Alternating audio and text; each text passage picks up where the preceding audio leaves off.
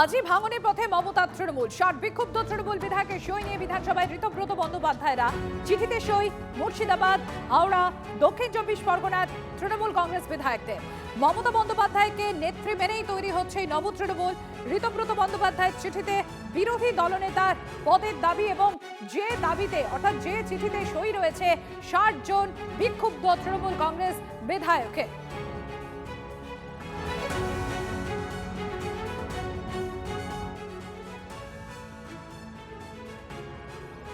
করার পরে যা বলার মিটিং এর পরে আজকেই তার মানে সই সহ তোমরা জমা দিতে চলেছো? এখন কিচ্ছু বলবো না। কতজন থাকবে?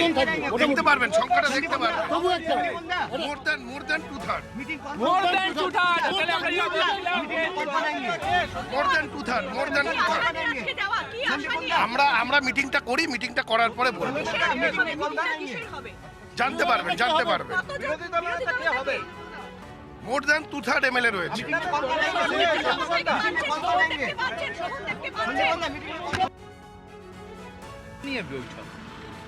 জানি না, এখন যাই খবর জানতে। আপনাদের কি নতুন দলনেতা আপনারা ঠিক করেছেন দলের বাইরে বেরিয়ে? সেটা হবে, কি নিয়ে বৈঠকটা কি নিয়ে বলতে পারবো না। তো আপনারা সকলেই বিধানসভায় আজকে আসছেন, আজকে নিশ্চয়ই আসছি যখন নিশ্চয় কোনো কারণ আছে। নতুন দেখতে দলনেতা পাবেন। কি ঠিক করেছেন? আপনার যে দলনেতা হবে তার সঙ্গে কথা বলবো। দলনেতা কে হচ্ছেন? এখনো ঠিক নেই। সকলকে বলছি যে বিধানসভায় এসেছি, বিধায়ক হিসাবে কিছু কাজ রয়েছে, বাকিটা বেরিয়ে বলবো। Thank you.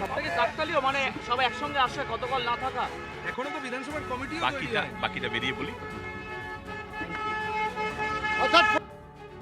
এখন স্বাভাবিকভাবে এই প্রশ্ন কেন, এখন এই সম্ভাবনার দিকে প্রকট হচ্ছে ভাঙনের পথে মমতা তৃণমূল। 60 বিক্ষুব্ধ তৃণমূল বিধায়কের সই নিয়ে বিধানসভায় ঋতব্রত বন্দ্যোপাধ্যায় চিঠিতে সই মুর্শিদাবাদ, হাওড়া, দক্ষিণ 24 পরগনা তৃণমূল কংগ্রেস বিধায়কদের। আর অপরদিকে আপনাদের কিছুক্ষণ আগেই তুলে ধরছিলাম সেই বিষয়টি, অভিষেক বন্দ্যোপাধ্যায়ের তরফ থেকে যে প্রস্তাবনার চিঠি দেওয়া হয়েছিল গতকাল, যে চিঠি গিয়ে কুণাল ঘোষ তিনি রেখে আসেন স্পিকারের সেক্রেটারির ঘরে, সেই চিঠি গৃহীত হলো না। অর্থাৎ আপনাদের খেয়াল থাকবে, এই বিরোধী দলনেতার প্রস্তাবনা সম্বলিত চিঠিতে সই জাল করা হয়েছে। এই বিতর্ক ওঠার পর 3 জন বিধায়কের তাদের হ্যান্ডরাইটিং নমুনা, হাতের লেখার নমুনা বা সইয়ের নমুনা নেওয়া হবে। সিআইডি তদন্ত করছে ইতিমধ্যে এবং সেই তদন্ত চলাকালীনই সেই বিতর্ক কাণ্ডের মধ্যেই দ্বিতীয় চিঠি দেওয়া হয় অভিষেক বন্দ্যোপাধ্যায়ের তরফ থেকে বিরোধী দলনেতার নাম প্রস্তাবনা করে।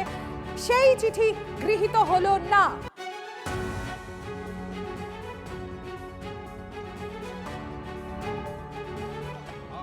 সারা বছরের পেটা তোলা হয়নি, ওই জন্য ওটা তোলার জন্য এসেছি। और किसी कारण नहीं अचानक से क्यों आ रही हैं? আজকে তো পিয়াদি আরো বিধায়করা আসছেন, শোনা যাচ্ছে আপনারা নতুন বিরোধী দলনেতা নিয়েবেন আজকে। সেটা বেরোবার সময় বলি। মানে এই বৈঠকটা তো আজকে হবে, তাহলে আমি বলছি বেরোবার সময় বলি। হ্যাঁ সেটা বলবেন, বলছি আজকে বৈঠক তো হচ্ছে। হ্যাঁ আপাতত হচ্ছে। Thank you. ওই একসঙ্গে আমাদের তো আসছি, বিধানসভা আসবো না আমরা। একটা চিঠি না না, আমাদের ব্যক্তিগত কাজ আছে, তৈরি হয়েছে, যে চিঠিতে বলা হচ্ছে যে আমরাই তৃণমূল এটা বলতে পারবো না। আমাদের নেত্রী মমতা বন্দ্যোপাধ্যায়, এটা আমি জানি। আর আমাদের বিরোধী দলনেতা সেটা পার্টি ঠিক করবে। আমাদের নেত্রী মমতা বন্দ্যোপাধ্যায়, আমরা মমতা বন্দ্যোপাধ্যায় আমাদের নেত্রী। এটুকু বলবো। গতকাল ধর্নাতে এসেছিলেন দাদা? গতকাল ধর্নায় এসেছিলেন? আমি তো সকালে এসেছি বাড়ি। আমরা ইতিমধ্যে টেলিফোনে যোগাযোগ করতে পেরেছি কেন্দ্রীয় শিক্ষা প্রতিমন্ত্রী ডক্টর সুকান্ত মজুমদার রয়েছেন আমাদের সঙ্গে। সুকান্ত বাবু, দুটো পরিস্থিতি উদ্ভূত হয়েছে এই মুহূর্তে। বহিষ্কৃত তৃণমূল বিধায়ক ঋতব্রত বন্দ্যোপাধ্যায়ের নেতৃত্বে 60 জন বিক্ষুব্ধ বিধায়কের সই করা চিঠি, সেখানে বিরোধী দলনেতা কে হবে তার নাম প্রস্তাবনা আছে, সেই নিয়ে স্পিকারের কাছে 60 জন তৃণমূল কংগ্রেসের বিধায়ক। অপরদিকে অভিষেক বন্দ্যোপাধ্যায় আবার দ্বিতীয়বার যে চিঠি দিয়েছিল গতকাল, যেটা কুণাল ঘোষ গিয়ে স্পিকারের ঘরে জমা দেন, তার সেক্রেটারির ঘরে, সেই চিঠিও গৃহীত হয়নি। রীতিমতো ভাঙনের পথে তৃণমূল কংগ্রেস, মমতার তৃণমূল কংগ্রেস। কি বলবেন আপনার? তৃণমূল কংগ্রেসে এখন মুষল পর্ব চলছে এবং এই মুষল পর্বের মধ্য দিয়ে তৃণমূল কংগ্রেস পার্টিটা আস্তে আস্তে উঠে যাবে, সাইনবোর্ড সর্বস্ব পার্টিতে পরিণত হবে, ঠিক যেরকম এর আগে সিপিএম হয়েছিল। এবং আমরা এটা ভোটের আগেও বলতাম, তখন আমাদের লোকসভায় মাত্র 12টা সিট জেতার পর বলেছিলাম, জেতার আগে বলেছিলাম, তখন কেউ বিশ্বাস করতেন না। মানুষের মনে হতো যে না, বিজেপি বাড়িয়ে বলছে। কিন্তু রাজনৈতিক জগতের ছাত্র হিসেবে আমি এটা বলতে পারি, কোন রাজনৈতিক দল, যে কোনো রাজনৈতিক দলই হোক না কেন, তৃণমূল তার সর্বোৎকৃষ্ট উদাহরণ। নীতিবিহীন যদি কোনো দল হয়, কোনো আদর্শবিহীন যদি দল হয়, সেই দল দীর্ঘমেয়াদী সময়ে টিকে থাকতে পারে না, সেই দল দীর্ঘমেয়াদী হতে পারে না। সেটাই দেখা যাচ্ছে, যেহেতু আদর্শবিহীন একটি দল, কোনো নীতি নেই, নীতিবিহীন একটি দল, তো স্বাভাবিকভাবে সেই দল টিকবে না, উঠে যাবে। এবং বাংলার মানুষ সিদ্ধান্ত নিয়েছে যে তারা তৃণমূলকে রাখবে না, কারণ এই তৃণমূল 15 বছরে বাংলার মানুষকে না রাখার জায়গায় নিয়ে চলে গেছিল, দেয়ালে পিঠ ঠেকিয়ে দিয়েছিল। ধন্যবাদ সুকান্ত বাবু। আপনাদের এই মুহূর্তে আপনাদের সামনে যে খবর, প্রতি মুহূর্তের আপডেট আমরা তুলে ধরছি। ঋতব্রত বন্দ্যোপাধ্যায়ের চিঠিতে বিরোধী দলনেতার পদ দাবি করা হয়েছে এবং সেই চিঠিতে 60 জন তৃণমূল কংগ্রেস বিধায়কের সই রয়েছে। অপরদিকে অভিষেক বন্দ্যোপাধ্যায় যে চিঠি দিয়েছিলেন গতকাল, যে চিঠি কুণাল ঘোষকে স্পিকারের সেক্রেটারির রুমে রেখে আসেন, সেই চিঠি গৃহীত হয়নি। আর এই চিঠির আগে প্রথম যে চিঠি দেওয়া হয়েছিল অভিষেক বন্দ্যোপাধ্যায়ের তরফ থেকে বিরোধী দলনেতার নাম প্রস্তাবনা করে, সেই চিঠিতে সই বিতর্ক প্রকাশ্যে আসে এবং যে ঘটনা তদন্ত করছে সিআইডি। এদিকে সেই মতো পরিস্থিতিতে দ্বিতীয় চিঠি অভিষেক বন্দ্যোপাধ্যায়ের বিরোধী দলনেতার নাম প্রস্তাবনা করে, যে চিঠি আজও গৃহীত হলো না।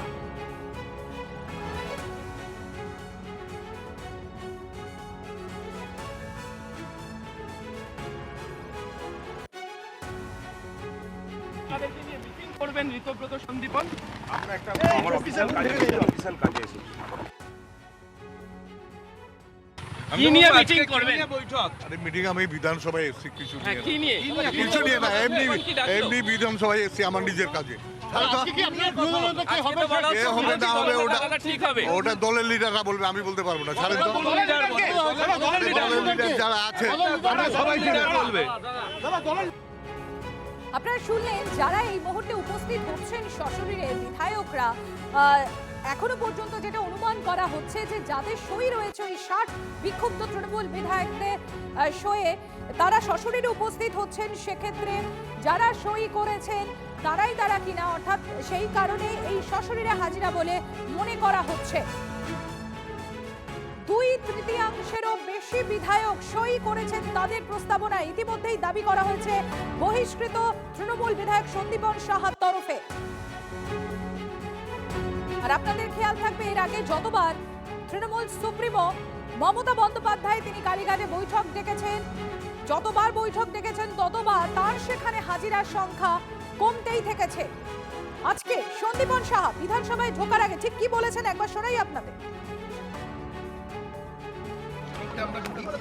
করার পরে যা বলার মিটিং এর পরে আজকেই তার মানে সই সহ তোমরা জমা দিতে চলেছো? এখন কিচ্ছু বলবো না। কতজন থাকবে?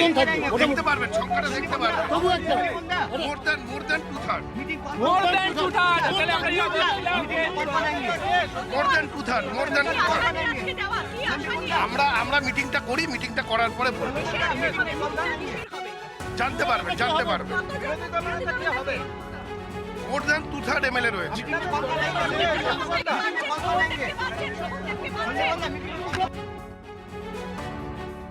আপনারা শুনলেন সন্দীপন সাহার বক্তব্য। তিনি বলছেন যে চিঠি তারা জমা দিতে চলেছেন তাতে 60 জন বিক্ষুব্ধ তৃণমূল বিধায়কের সই রয়েছে, অর্থাৎ যা 2/3 বেশি।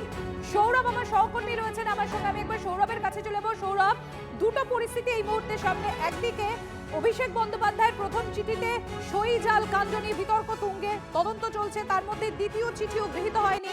অপরদিকে ঋতব্রত বন্দ্যোপাধ্যায়রা 60 বিধায়কের সই সম্বলিত চিঠি তারা নিয়ে সেখানে উপস্থিত হয়ে গেছেন, যেখানে যারা সই করেছেন তারাও সশরীরে উপস্থিত হচ্ছেন একে একে বিধানসভায়। এই মুহূর্তে কি চলছে এখন বিধানসভাতে? যে 60 বিধায়কের সই সম্বলিত চিঠি সেটা কি ইতিমধ্যেই জমা দেওয়া হয়েছে? কি স্ট্যাটাস? দেখো, প্রাথমিকভাবে যা নির্ধারিত যা সূচি তা হলো বিধানসভার মধ্যে ঢুকেছেন কালীঘাটের তৃণমূল কংগ্রেসের নেতৃত্ব অমান্য করা বিদ্রোহী তৃণমূল কংগ্রেসের বিধায়করা। এক, দুই হচ্ছে তারা একটি নিজেদের মধ্যে বৈঠক করবেন, যে বৈঠকে আগে থেকেই চিঠি তৈরি করা হয়েছে এবং বিগত 2-3 দিন ধরে সেই চিঠিতে 2/3 অর্থাৎ 54 জনেরও বেশি, এখন সংখ্যাটা শোনা যাচ্ছে যে প্রায় 60 জন, তারা স্বাক্ষর করেছেন। সেই চিঠি আজকে তারা জমা করবেন এবং স্পিকার প্রায় 1 ঘন্টা আগে ঢুকে গিয়েছেন। দেখো, এটা সবটাই হচ্ছে রীতিনীতি মেনে একটা ফর্মালিটিস মানা হচ্ছে। আজকে বিধায়করা যারা এখানে স্বাক্ষর করেছেন তারা স্বাক্ষর দিয়েই ক্ষান্ত থাকেননি, তারা 2-3 দিন ধরে কলকাতা শহরে এমএলএ হোস্টেলে বা তাদের বিভিন্ন আস্তানায় ছিলেন, মিটিং করেছেন নিজেদের মধ্যে। আজকে তারা সশরীরে উপস্থিত হয়েছেন, হয়ে স্পিকারকে দেখাতে চাইছেন যে শুধু স্বাক্ষর না, তারা সশরীরে তাদের সমর্থন যে আছে তা বোঝাতে চাইছেন। অর্থাৎ নব তৃণমূল তৈরির ক্ষেত্রে বা নব তৃণমূলের আত্মপ্রকাশের ক্ষেত্রে আইনি যেন কোনো জটিলতা না থাকে তা সুনিশ্চিত করবার জন্যই কিন্তু প্রক্রিয়া চলছে। অন্য বাকি সবটাই আগে থেকেই হওয়া, আগে থেকেই চিঠি তৈরি করা, আগে থেকেই ড্রাফট তৈরি করা। মমতা বন্দ্যোপাধ্যায় অভিযোগ করেছেন এই ড্রাফট খোদ নির্বাচন কমিশন নরেন্দ্র মোদী অমিত শাহর অঙ্গুলি হেলনে তৈরি করেছে। অর্থাৎ সবটাই কিন্তু তৈরি হয়েছে। আজকে চিঠি জমা দেওয়ার বিষয়ে গতকালও ঋতব্রত বন্দ্যোপাধ্যায় এবং সন্দীপন সাহা এসেছিলেন, তাপস রায়ের সঙ্গে বৈঠক করেছেন। আজকে তারা এসেছেন, কেন এসেছেন? স্পিকার উপস্থিত আছেন, স্পিকারকে তারা জমা দেবেন এবং অন্যান্য বিধায়করা সশরীরে তারা যে সমর্থন করেছেন সেটা জানাবেন। অর্থাৎ নব তৃণমূলের আত্মপ্রকাশে আইনিগত বা বিধিগতভাবে কোনো সমস্যা নেই। এবার এই আত্মপ্রকাশের ঘোষণা এখন সময়ের অপেক্ষা। একেবারেই সৌরভ, এদিকে আমাদের নজর থাকবে। আপাতত তোমাকে ধন্যবাদ।